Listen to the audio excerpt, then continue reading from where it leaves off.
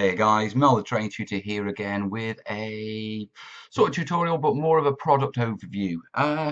This is Woodlands Scenics Realistic Water. Okay, and out of all the hobby products that are out there for making water, this is my preferred.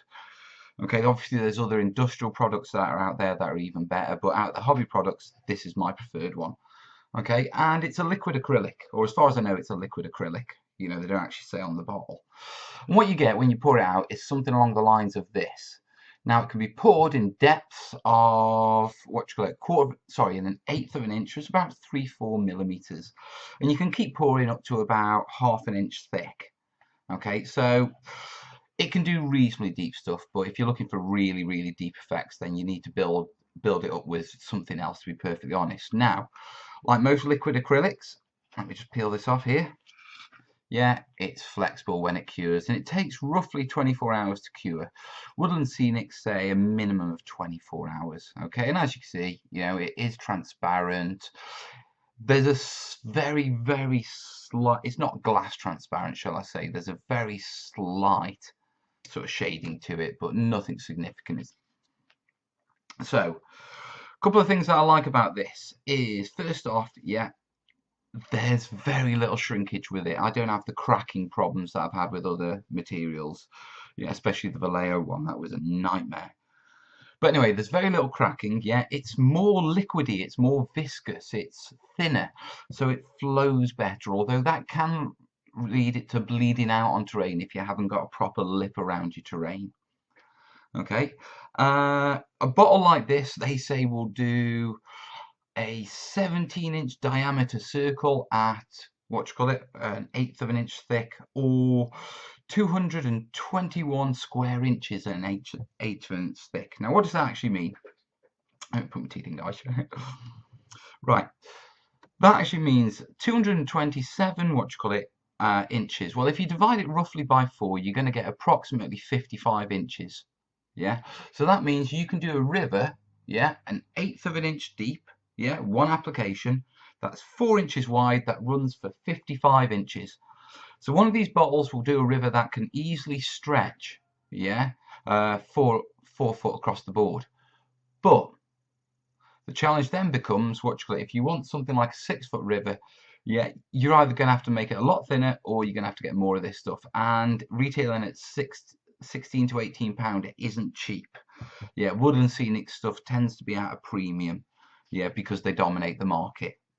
End of.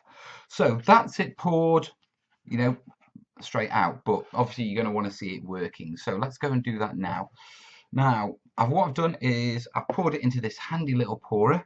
It's all right. The wife knows I've got this. And as you can see, when in its sort of neat solution, yeah, it's quite cloudy.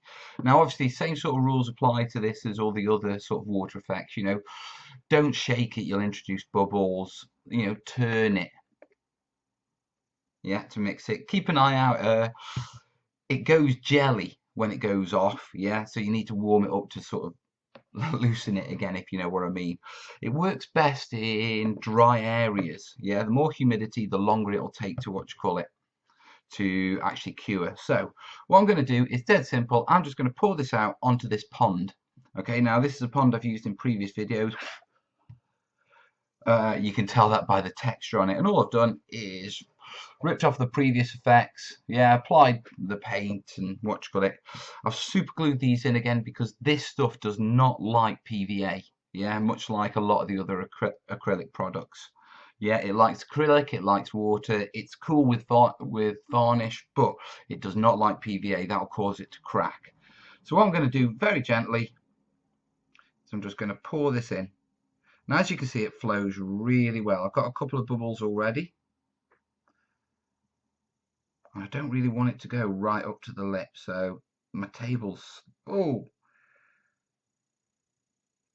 I've got to be careful now, as you can see, because I'm getting drips off this, so I don't want to get that onto my grass.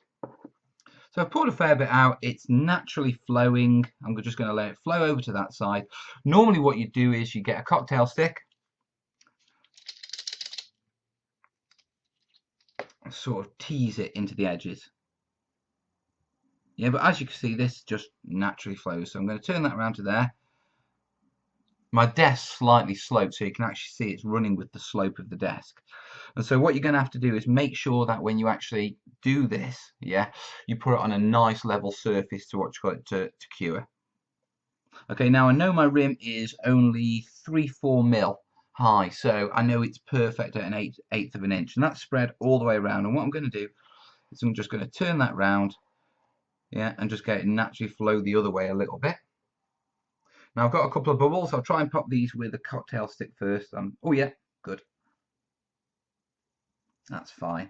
And now all I'm going to do is I'm just going to go round and just check that it's gone right, nice and neat, right up to the edge. And there's little places where, in the little cracks, sometimes you need to tease it in. And that is effectively it done. Yeah, and I've used hardly nothing out of that bottle, perhaps a tenth to do that. Yeah, but that is the effect. And what will happen is over time, yeah, roughly 24 hours, that's going to dry clear. Now, the rule of thumb with this is do not touch it. Don't.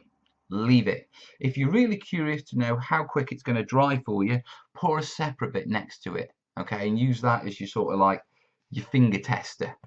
You know, you can prod your finger in there, okay, but don't touch this or anything, or you will smudge it. Wait 24 hours, and you're not going to be able to put anything, another layer on top of this, yeah, for another 24 hours.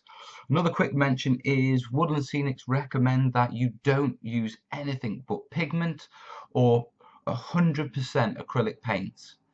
Okay, avoid craft paints and that sort of stuff because they have a vinyl filler in them. Okay, to sort of, you know, make it cheaper, and that doesn't work well with this stuff. So that's what it's like when it's poured. Okay, guys, now what I'm going to do is we're going to leave it 24 hours and we'll come back and I'll show you when it's what you call it cured. See you in a moment, guys. It's been 24 hours and the realistic water is set to touch. Okay, it does take a couple more days than that to actually fully cure, but you know it's perfectly fine to be handled. Now, as you can see, what you call it, there's a nice clean finish. There is no cracking whatsoever on these, no cracking at all. Now it has got a sort of rippled texture to it, and that's because it's sitting 1 to 2 millimeters above that textured bottom, but it is perfectly clear. And I'm going to put another coat on top just to smooth that out. So let's move on to the next coat, eh? Hey guys, another 24 hours in and the second coat is fully cured now, and as you can see the ripple effect is a lot better. Okay, another coat would smooth that out, but you know I'm not going to do that. Now if you notice very carefully there's bubbles in this one and some pitting, and that's because a load of bubbles came out because I didn't what you call it, I gave it a little bit of a shake by accident. And I popped a load, but considering I'm just what you call it going to be ripping this out soon enough, I didn't see the point in what you call it in sort of popping them all. But once again, there's no shrinkage, there's no cracking, you know, there's very little dippage on it. I mean, the way it preserves the bubbles is really good because it just shows the quality of the stuff. It is completely transparent. I can see the cracks in the paint at the bottom. I know you're probably struggling, but I can. And what that basically means is that this is a really good stuff. I mean, it's a premium price, okay? There's no doubt about that. I've already used probably about a tenth of it doing this project. So you get an idea of how much sort of stuff I'm using. Now, like I said, I'm not going to what you call it. I didn't bother popping all these bubbles because I fully intended to rip this out and put another material in there this weekend. So let's rip this out. So that's the finished pond. It's quite nice, isn't it? Yeah. And this is what happens when you run a blade through it. And like I say, you know, you can cut this stuff. And very quickly you can see, yeah, see that nice shiny cut? Let's peel it up. Let's get a finger under that. There you go. And here it comes. Yeah.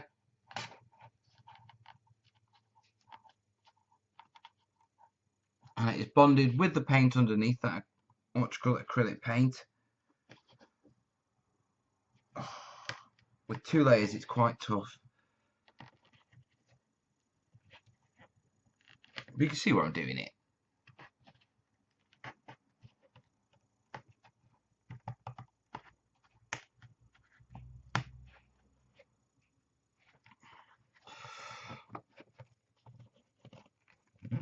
brute force takes over.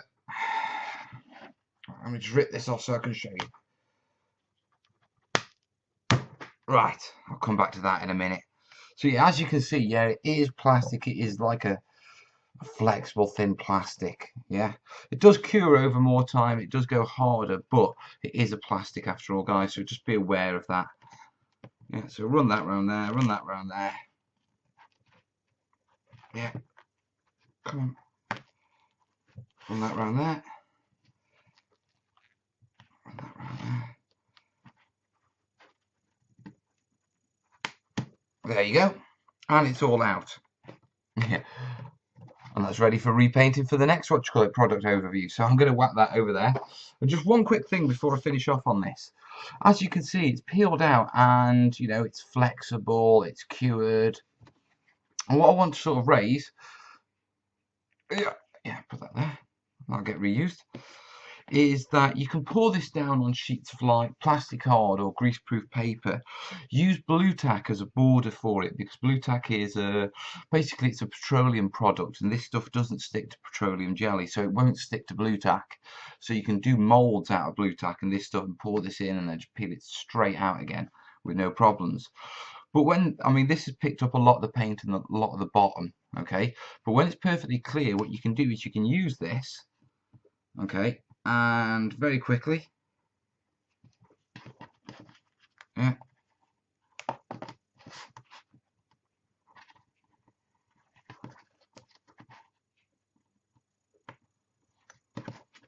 and this is very quickly, but yeah, cut a piece into a square, you can simply glue it. Yeah, remember this is perfectly clear normally. Glue it as a waterfall, then build up your water effects on it with thicker gels. Yeah, and it can do that because it's flexible. So it's really good for the basis of weirs, waterfalls, and you'll be seeing me do that in an upcoming video. Anyway, guys, that was Woodlands Scenics Realistic Water. Now, I know I said this wasn't a product review, more of a product overview and a covering. Yeah, but as a quick product review, yeah, I love this stuff. Okay, out of all the hobby materials, okay, and i.e. not the industrial ones, this one's the tops. Next to near no shrinkage, no cracking, relatively quick dry time. You can't complain, guys, you really can't. Anyway, guys, that's it for this, for this product overview. Let me go cameras up. Hey guys, right, you have a good day, yeah, and I will see you soon in the next next tutorial or product overview as soon as I rebuild this pond. Right, hope you like what you've seen, guys. If you have, like it, share your information in the comments as usual, and check out the comments. There's always good information in there. If you've got any questions, fire them in the comments as well. If you like terrain and that sort of stuff, click the subscribe button, guys. You know there's far more coming. And finally, if you really want to do me a favour, share this with your mates. Anyway, guys, I'm the terrain tutor, and I'm out of here. That sounded cheesy as hell. This has just gone epically down, and not just that, because I've ripped it up, I can't re-record it. So guys, listen, you have a cracking day, and I'll see you soon. All the best. Ta-ra.